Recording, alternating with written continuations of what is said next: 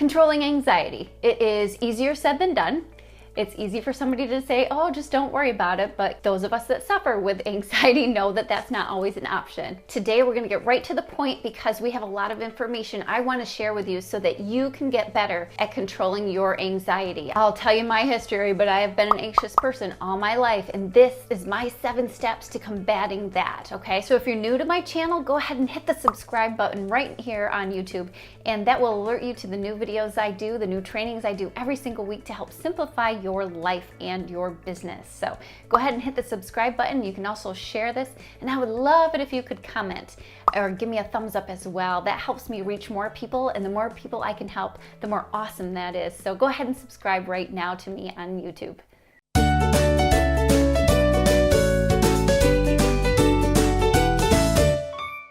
I am assuming you're here because you are somebody that has maybe suffered panic attacks or has anxiety attack. Maybe you're depressed, or maybe you are just feeling like always stressed out. And if that's the case, I'm glad you're here because I'm going to share with you my top 7 ways to combat stress and anxiety and start controlling it better than we are now. All of us can probably relate to a time when we've had something happen that was really intense as far as emotion wise. Maybe it was something that caused us pain or caused us extreme sadness or anger. It's something that took us a long time to get over.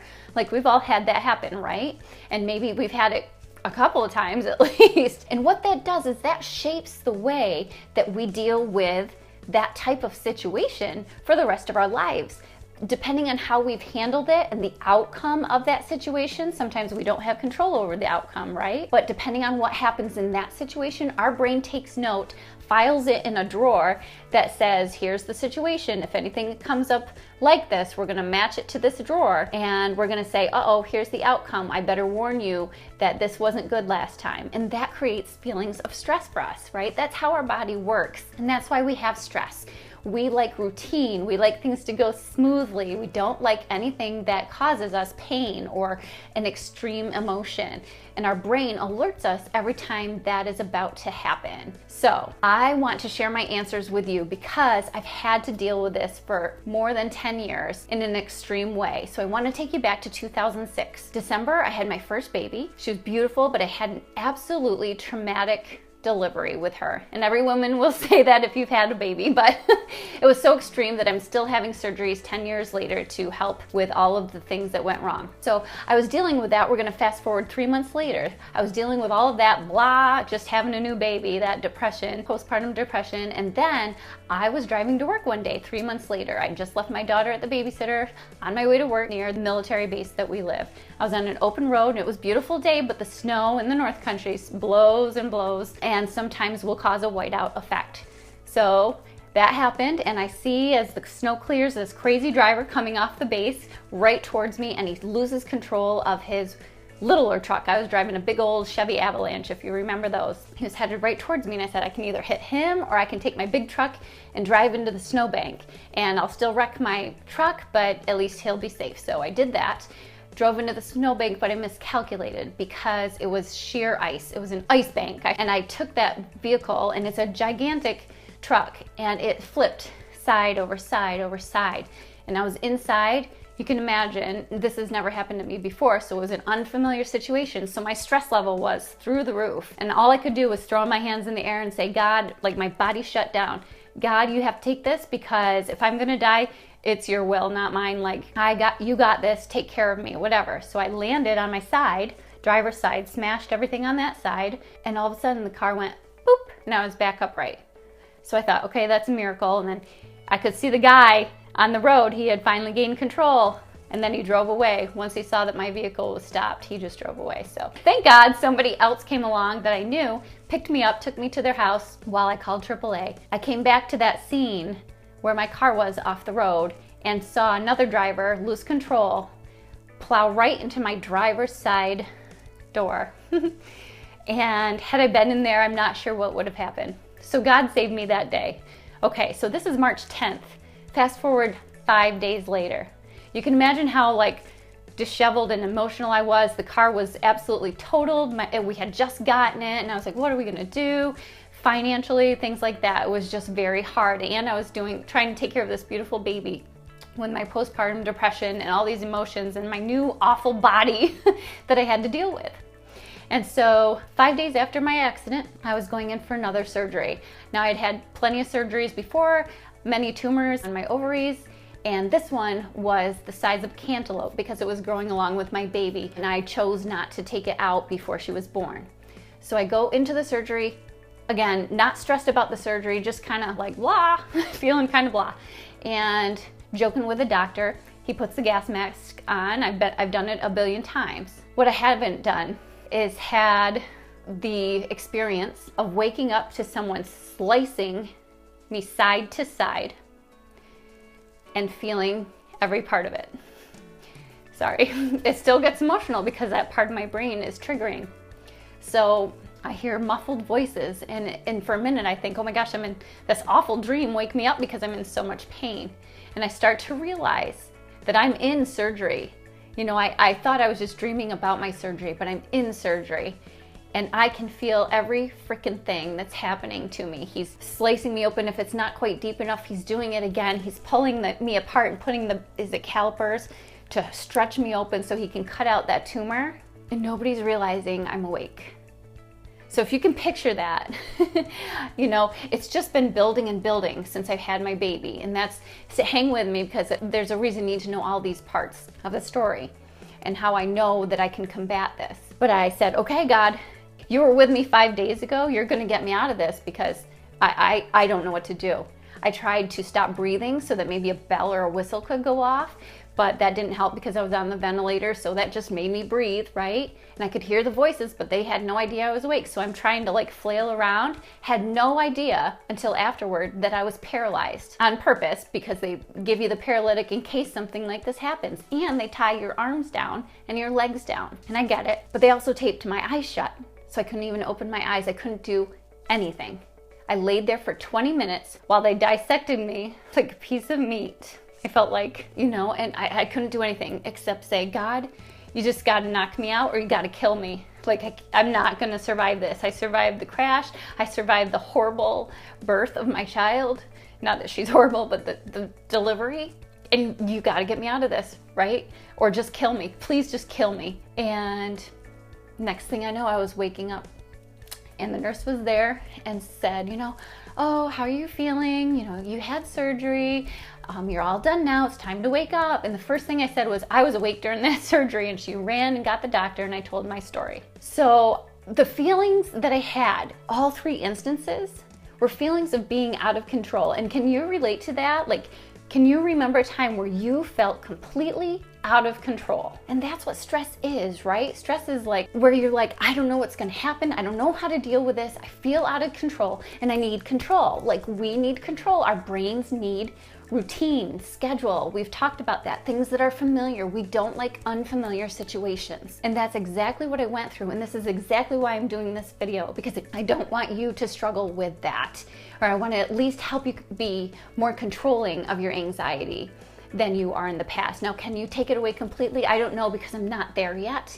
But man, have I come a long way. So I want you to listen to the things that I do and the 7 steps that I recommend taking if you are going through something like that. And it doesn't even have to be as dramatic as that. That was just my story, and that was the reason I needed to find the answer. I need to share it with you because I don't want it to be all for nothing. Okay, so get out your pen and paper if you struggle with anxiety in any way and you always feel overwhelmed, or you just have that feeling like your life is kind of spinning out of control and you're like, how did I get here, right? I mean, that's pretty common. All right, step 1, the thing I did first, pray. The thing you have to do first is pray, meditate, do whatever you can, whatever your higher power is, whatever you need to do, because we know that our brain controls our body, right? You know, the minute you feel stress, you get adrenaline, you start breathing faster, your heart starts racing, right? We need to learn to combat that. But then when you take yourself out of the equation and you're just praying to a higher power, you're releasing that control and giving it up willingly. And you're saying, okay, you know, whatever it is that I'm going through, you got to handle it. You got to help me. And ask for that help, because that's just what works. Okay, so praying is the first one. The second thing you want to do is concentrate on your breathing. And this sounds cliche, but you're going to breathe through your nose and out through your mouth. And write that down because it's scientific. I don't know why, I can't remember the reason, but there's a scientific reason for doing so. So it's in through the nose, out through the mouth. And what you want to do is still get your brain away from that feeling of panic or stress. And you want to focus on breathing and counting. So what I do is I'll breathe in for like 5 seconds and I'll count in my head 1, 2, 3, 4, 5 as I'm breathing in through my nose, and then out for like 10 seconds. I do it really slowly because I can feel my heart start to slow down when I do that, and that makes me feel better. That's how I know it's working. So I go and I breathe out for 10 seconds through my mouth, and I just keep doing that and focusing on that. So that's the first part of it. Those are the first 2 steps. But then a really great thing to do, if that's just still not helping you calm down, when you're getting all that adrenaline and all that anxiousness running through your body, you need to get rid of those chemicals and those hormones, the bad hormones I call them, the ones that give you that stress. You need to get rid of those. And the best way to do that is by burning your energy through physical activity. So you can go out, take a walk. It doesn't have to be like exercises, you know, to the latest Beachbody thing, but just something where you're physically burning energy. Could be a walk. You could do jumping jacks while you're right there. It could be anything, but get up and move for at least 5 minutes. And that's gonna help burn off those awful stress hormones, if that makes sense, okay? And that's a good thing. And that's why exercise makes us feel better, because it's producing the good hormones, the serotonin, the things that calm us down. And that's a huge benefit if you're looking to be more in control of your anxiety. All right, so number 4, we talked about getting your mind, you know, off whatever it is that's bothering you. Well, we want to take it a step further, and we want to start visualizing, like in detail, a positive experience. Okay, so that's why people say, oh, when you're in the dentist chair, just pretend you're at the beach, or pretend that when you're giving that speech, people are in their underwear and it makes you laugh. But there's a theory behind that, because when people tell you what you think about, you bring about, well, that's the same when you're imagining something that feels good, like laying on the beach, or maybe it's when you first held your baby, or when you got married. Something that was a beautiful memory, or something that you know you're going to do in the future, or that you're hoping to do. How's it going to feel? And I want you to picture it. What does it smell like? What does it feel like? What does it look like, down to the details? Because that's going to take your mind off it even more, but focusing on good chemicals coming through, if that makes sense, okay? So positive visualization. And you know what else helped me? When I went to counseling for all this baloney, my therapist, she was fantastic. She gave me a little journal, and all it was like a gratitude journal that people do, like without having PTSD, which is what I was diagnosed with. A gratitude journal where I would just write down at the end of the day, or as I felt stressed out during the day, everything that was going right. It didn't have to be something I was necessarily grateful for, but, oh, you know, Shayna crawled this many feet today, or she ate this much food without crying, or whatever it was that was good about the day, I would write down as I went. And that helped me so much, because it was taking the focus off the bad and flipping it to the good, so that I was starting to look for the good instead of always feeling the bad. Does that make sense? When we stress and we perseverate on the awful feelings that we're feeling, all it does is create more of that. So you need to break that cycle and focus on the good, okay? So positive visualization and writing down the good things, focusing on the good. So that's step number 4. Okay, so here's something that I had to do recently, because these steps, yes, they help, but they don't always cure it. So if you're getting to that next level, you will have to, or I suggest, I'm not gonna tell you what to do, but I'm gonna inform you and you can make your own decisions. But you need somebody that you can contact, like physically contact through the phone if you're not right there next to them. Email's not great, text isn't great either. You need somebody to be able to talk you through this. So the other day, I was in California about 3 weeks ago. I was away from my family. I knew I had anxiety. We're going through a lot of changes, which we'll get to in a few more months. I'm talking about a bit more, but we're going through them now. So I was really stressed out, and I was going to a conference, which I was super excited about, but I was very emotional when I got there, because it was emotional. It was a wonderful thing. I cried, I laughed, you know, I was feeling all sorts of emotions, and then I missed my family too. So in the middle of the night, it was 1 o'clock in California, so it was 4 o'clock in the morning here. I had to call my husband because I literally thought I was going to go to the hospital. I was ready in the hotel where I didn't know a soul in California, and I was gonna call the ambulance because I was in such a bad panic attack. Okay, so My husband, thank God, has been with me, obviously, since we've had our daughter, and has been through this with me for 10 years. So he knows just what to say. He knows how to help me. And within like half an hour, I was done.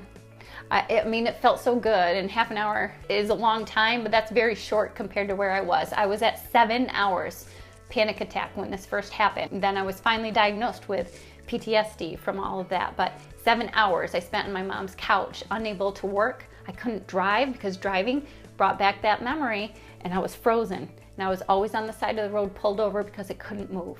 So I've come a long way. Half an hour is good for me. I'll take it. All right, so that's number 5, is having a contact. All right, number 6, I talk a lot about, well, actually I just talked about driving. That's a trigger. So number 6 is finding your triggers and figuring out a way to avoid them or conquer them. So for instance, let's take one like your morning routine. I know that's a stressor for a lot of people that have kids, even if you don't have kids, but you know, especially moms and dads who are trying to get everybody out the door in the morning. Our bus comes at 7:15. It's crazy some days in the morning.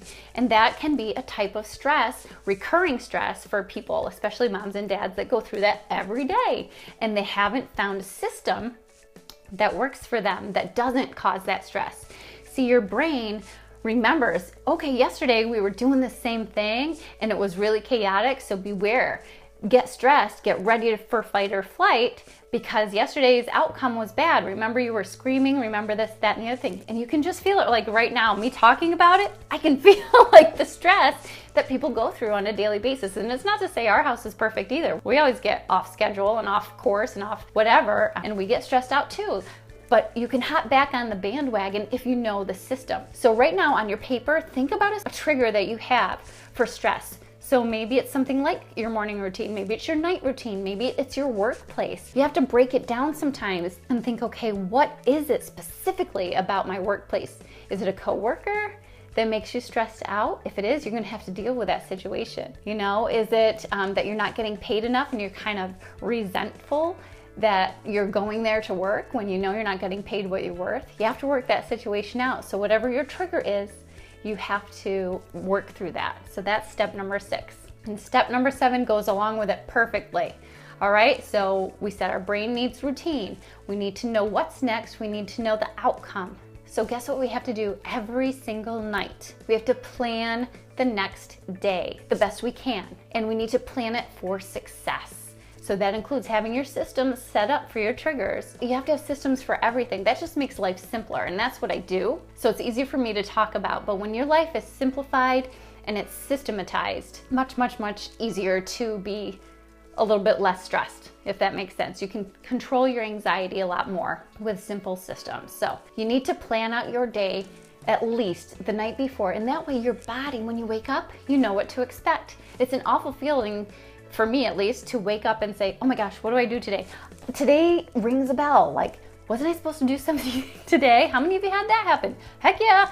Wasn't I supposed to bring my kid to basketball tonight? Like, I've forgotten that, you know, because like I said, I get off track, but I schedule my day the night before. It's transformational if you do that. So that's just gonna help your brain get more repetition and say, okay, today's another day. Oh, you hit the snooze button, but guess what? Yesterday you got right out of bed, and it's okay. You know, yesterday was great, and you're gonna get the kids ready and they're gonna behave, you know, so you're not as stressed if you have a positive experience.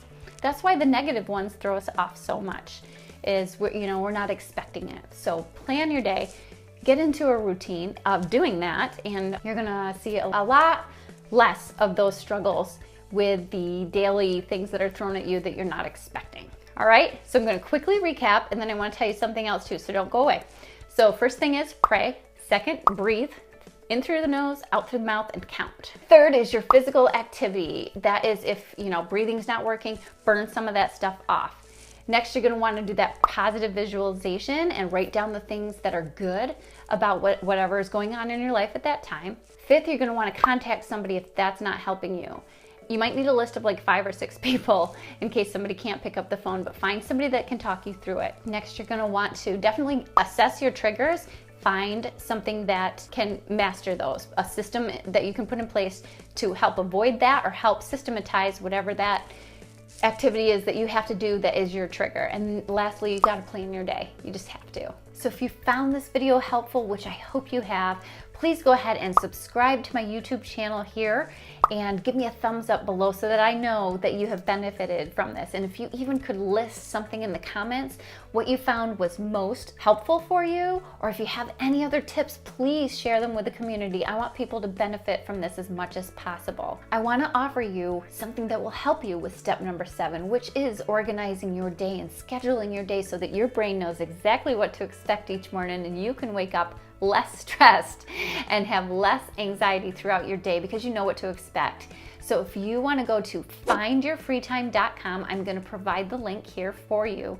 You can go to findyourfreetime.com. It's a free 3-part video training. It's very short. It's going to teach you how to unload your brain, how to get everything in your brain out on paper and then transfer that in a way that's going to be productive and beneficial for you to relieve that stress. And so you'll know what you need to do every single day and what you don't need to do, which is also very important. I teach you what to schedule first, what to schedule second, what to fill the rest of your day in, and what not to put on your schedule until you have to, and the reasons why. And it's going to make a whole world of difference to you. So findyourfreetime.com, that is just for you. Go to that link and I will see you there. So if you don't know me, So if you don't know me, my name's Erin Cook and I help busy working parents by sharing my answers to, by sharing my, I've said this a billion times, you think I would have it down by now.